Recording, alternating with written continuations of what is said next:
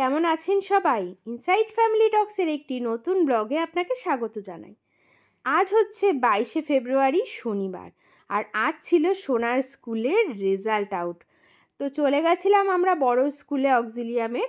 তো সোনার স্কুলের রেজাল্ট কিন্তু দিয়ে দিয়েছে। রেজাল্ট নেওয়ার পর আমরা একটু ঘুরে টুরে দেখছিলাম, আর ভাবলাম তোমাদের সাথেও একটু শেয়ার করি মেন বিল্ডিংটা। তো সোনা ওখানে বাস্কেটবল খেলছে, আর ইনি যে হেঁটে আসছেন বাচ্চাটাকে নিয়ে, এনার পরিচয় আমি বাড়ি গিয়ে তোমাদেরকে অবশ্যই দেব।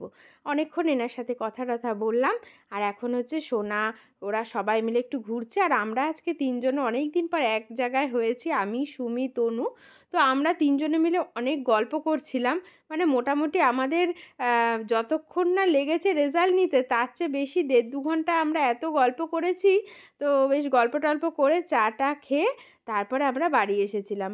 ভালোই লাগছিল, অনেক দিন পর বেশ একসাথে সবাই মিলে গল্প টল্প করলাম। তো চলো এইভাবে আজকে দিনটা শুরু করছি। আর সোনার রেজাল্ট কেমন হলো সেটা সবই জানাচ্ছি বাড়ি গিয়ে। ছোট মানুষের আবার রেজাল্ট, তাই না? মানে কেমন ভালো মন্দ সেটা বড় কথা নয়। ওরা যে এই যে স্কুলে আসছে সকালে, এই যে পড়াশোনা করছে, এত কিছু জানতে পারছে, এটা আমার কাছে অনেক বড় ব্যাপার। তো চলে এসেছি সোনাকে স্কুল থেকে বাড়ি নিয়ে, এবং সোনা তো যথারীতি বাড়ি এসে সবাইকে সোনার রেজাল্টটা দেখাচ্ছিল। তো ঠাম্মিকে দেখালো, ওর কাম্মাকে দেখালো। তো ঠাম্মি কাম্মা খুব খুশি সোনার রেজাল্ট দেখে। আর সত্যি কথা আমরাও ভীষণ খুশি। সোনাকে কিন্তু আমি স্নান টান করে একদম রেডি করে দিয়েছি। তো আজ সোনার এক্সামের রেজাল্ট ছিল, ফাইনাল রেজাল্ট ছিল ওদের। তো সোনা হয়ে গেল এখন ইউকেজি। তো রেজাল্ট নিয়ে আমরা বাড়ি চলে এসেছি। এই যে সোনা খেয়ে ঘুমিয়েও পড়েছে। আর আমারও কাজকর্ম সব কমপ্লিট হয়ে গেছে, অনেকটাই করে ফেলেছি কমপ্লিট। তো এখন আমার খাওয়া এখনও হয়নি, আর এই যে জামা কাপড়গুলো ভাঁজ টাজ করাও এখনও বাকি রয়েছে। আর আজকে রেজাল্ট আনতে গিয়ে সেটা পরে বলছি, আগে বলি সোনার রেজাল্ট কেমন করলো। সোনার রেজাল্ট ভালো করেছে, ভালোই, মানে খুবই ভালো করেছে, খুব ভালো হয়েছে। ম্যাডাম তো বললো খুব ভালো, একটু হ্যান্ডরাইটিংয়ে জোর দিতে হবে। তো সেটাই তোমাদেরকে বলি, অক্সিলিয়াম স্কুলে কিন্তু হ্যান্ডরাইটিংয়ের ওপর খুব জোর দেয়। তো তোমরা যাদের বাচ্চারা আর কি পড়ে, তো হ্যান্ডরাইটিংটা বেশি করে আর কি প্র্যাকটিস করাতে হবে কিন্তু, তাহলে খুব ভালো হবে। এছাড়া আর কোনো সমস্যা নেই, সব কিছুতে ভালো রেজাল্ট করেছে, সবই মোটামুটি সব কিছুতে এ পেয়েছে। তো যাই হোক, চলো আমরাও হ্যাপি, সোনাও হ্যাপি। তো সোনাকে তো অবশ্যই একটা গিফট দিতে হবে।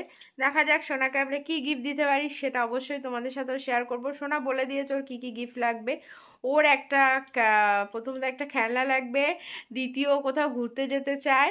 ও ঘুরতে খুব ভালোবাসে, আসলে ছোটোর থেকে ওকে নিয়ে আমরা খুব ঘুরেছি। তো সেই জন্য না, ও ঘুরতে খুব ভালোবাসে। তো কোথাও একটু ঘুরতে যেতে চায়, আর এই দুটোই ও বলেছে। তো ঠিক আছে, চেষ্টা তো করবোই দুটোই, মানে আর কি ওর মনের ইচ্ছাটা পূরণ করার। তো যাই হোক, চলো তাহলে। এখন আমার খাওয়া হয়নি আজকে, এখন খাবো, খেয়ে দিয়ে একটু রেস্ট নেব। আবার বিকালে একটু নিমন্ত্রণ আছে, বিয়ে বাড়ি আছে, তখন রেডি হতে হবে। আবার রেডি হয়ে তারপর আবার যাব, আর সবই তোমাদের সাথে শেয়ার করব, ঠিক আছে?